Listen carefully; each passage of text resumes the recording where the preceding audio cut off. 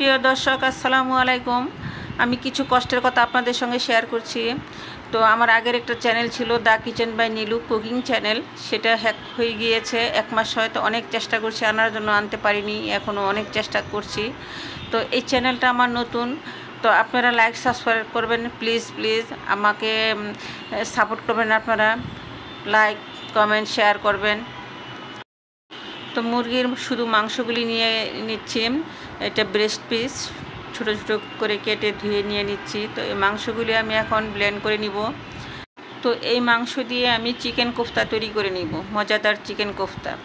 তো এখানে আছে কাঠবাদাম আর বেরেস্তা, পেঁয়াজ বেজে বেরেস্তা করে নিয়েছি, আর আছে গুঁড়া দুধ বড় চামচ, 1 চামচ টেবিলের। তো এটা আমি একসাথে পেস্ট তৈরি করে নিব।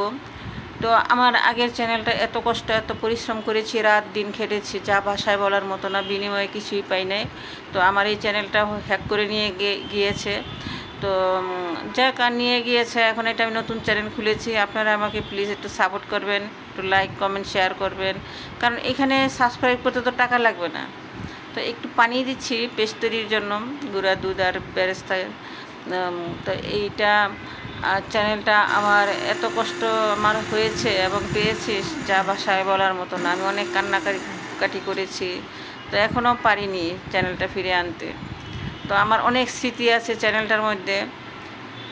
তো এখানে আমি আবার কিছু গুঁড়া দুধের সাথে 2 চামচ বেসন দিচ্ছি। তো আর সামান্য একটু টক দই দিচ্ছি। তো আপনারা যখন কোফতা তৈরি করবেন, মাংস ব্লেন্ড করবেন, তখন কিন্তু যেন একটু পানি না থাকে। পানি থাকলে কিন্তু লেতলেতা হয়ে যাবে, এটা বল আকার হবে না। পানি মোটেই দিবেন না। আর যদি ব্লেন্ডার না থাকে তাহলে পাটায় পিষে নেবেন, পাটার মধ্যে পিষে নেবেন ব্লেন্ডার না থাকলে। হাতে ঘি মাখিয়ে বলটা করে নিয়ে নিচ্ছি। দেখেন, এটা কিন্তু নরম হয় নাই, শক্ত হয় নাই, কিন্তু শক্ত হওয়াটা ভালো, নরম ভালো না। এখানে এতগুলো বল হয়েছে। তো এখন আমি তেল দিচ্ছি প্যানের মধ্যে, সাথে ঘি দিচ্ছি। তো এখন লো হিটে আমি আস্তে আস্তে ভেজে নিব বলগুলো।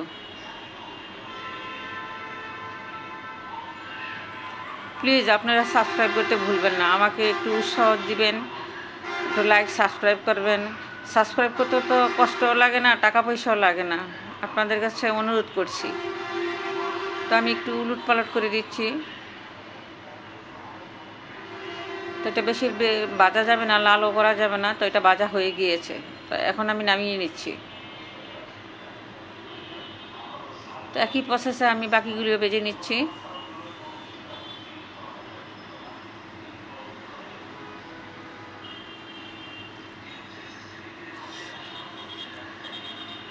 তো এই তেলের মধ্যে আমি পেঁয়াজ কুচি দিচ্ছি 1 কাপের মতো। 5-6 সেকেন্ড ভেজে নিচ্ছি পেঁয়াজটা। তো এখানে আছে দারুচিনি, তেজপাতা। তো এখানে 1 চামচের মতো কাজু বাদাম, পেস্তা বাদাম পেস্ট করে এটা দিয়ে দিচ্ছি। তো দিয়ে এটা একটু নাড়াচাড়া করে নিব। 1/2 চামচ রসুন পেস্ট, আর সাথে দিচ্ছি 1/2 চামচ আদা পেস্ট দিয়ে এটা আবার একটু নাড়াচাড়া করে দিচ্ছি। সামান্য পানি দিচ্ছি, দিয়ে এটা ভালো করে কষিয়ে নিচ্ছি। বাকি মশলা আস্তে আস্তে দিব।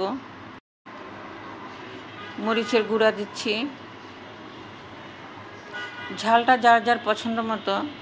ধনিয়া গুঁড়া। এখন আবার নাড়াচাড়া দিয়ে দিচ্ছি। স্বাদ মতো লবণ দিচ্ছি।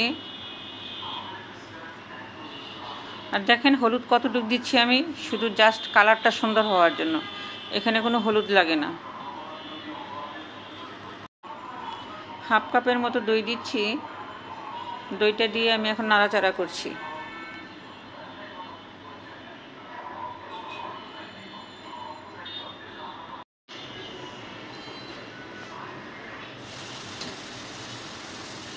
এখন দিচ্ছি 1 কাপের মতো পেঁয়াজ পেস্ট দিয়ে এটা আবারও ভালো করে কষিয়ে নিব। কষানো যত ভালো হবে ততই স্বাদ গন্ধ ভালো লাগবে, ভালো হবে। জারটা দিয়ে পানি দিচ্ছি, আর এখানে গুঁড়া দুধ আছে, গুঁড়া দুধ ডাইরেক্ট দিয়ে দিচ্ছি। সবটুকু গুঁড়া দুধই দিয়ে দিলাম। দেখেন কষানোটা কত সুন্দর হয়েছে। তো এখন দিচ্ছি নর্মাল পানি। এখানে একটা বলক আসার পরে বলগুলি দিয়ে দিচ্ছি, চিকেন কোফতার বল। তো এখন আমি সার্ভিং করছি, করে দেখাচ্ছি আপনাদেরকে।